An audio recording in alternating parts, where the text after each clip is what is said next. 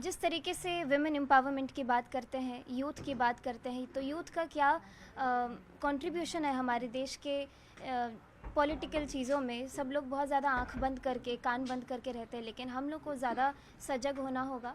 तो ये चीज़ें हैं। पर हम हो रघिया देवई हे छठी मैया, हम ना जाइब दोसर घाट देखब हे छठी मैया, हम ना जाइब दोसर घाट देखब हे छठी मैया। एक युवा गायिका बीजेपी ज्वाइन कर रही है।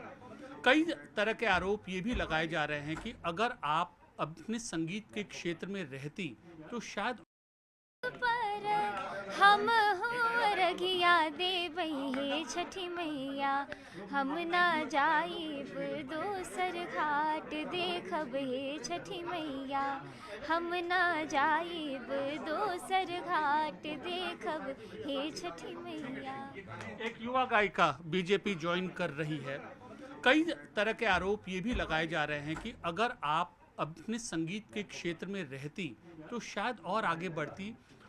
जल्दबाजी तो नहीं करती इस पार्टी को ज्वाइन करने में? संगीत मुझ में है, मैं संगीत में हूँ और मैं संगीत से बिल्कुल भी अलग नहीं हुई हूँ। मैं प्रधानमंत्री जी से बहुत प्रभावित हो करके यूथ हूँ और यूथ को रिप्रेजेंट करती हूँ। एक महिला हूँ, महिलाओं को रिप्रेजेंट करती हूँ। तो मैं बस प्रधानमंत्री जी के जो विकसित भारत के सपने हैं उसको साकार करने के लिए उनको दम देने के लिए आई हूँ। अभी हमने आपका लंदन का टूर, बाहर का यूके का भी टूर देखा सोशल मीडिया में।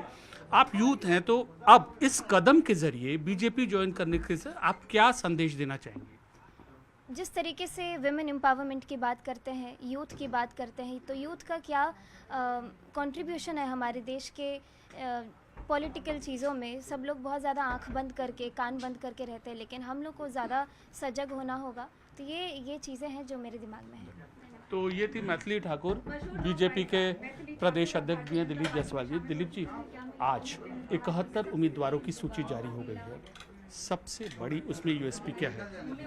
देखिए, आज हमने 71 उम्मीदवारों की सूची की घोषणा दिल्ली के द्वारा, केंद्रीय कार्यालय के द्वारा किया गया है और बचे हुए उम्मीदवारों की भी घोषणा जल्द कर दिया जाएगा। हमने जो ये घोषणा किया है इसमें बहुत सारी चीज़ों का हमने ध्यान रखा है, चाहे सोशल फैक्टर हो, युवाओं को मौका देने की बात हो, और आने वाले समय में भारतीय जनता पार्टी के जो 8 बार के विधायक प्रेम कुमार जी हैं गया से, उनको भी हम लोगों ने आगे बढ़ने का मौका दिया है। लेकिन 7 बार के विधायक का टिकट काट दिया।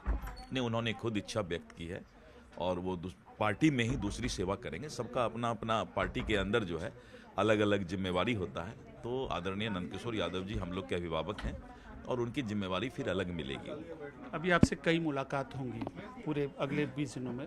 पहली प्राथमिकता क्या है? थोड़ी लेट हो गई है सीट अनाउंसमेंट, क्या ये त्रुटि थी या सीट अनाउंसमेंट में? शायद आप भूल रहे हैं कि बिहार के अंदर एनडीए गठबंधन है और एक और गठबंधन है जिसको इंडिया महागठबंधन कहते हैं। आपको इस चीज़ के बारे में हमें सकारात्मक बधाई देना चाहिए कि हमने सबसे पहले सीट शेयरिंग की घोषणा की।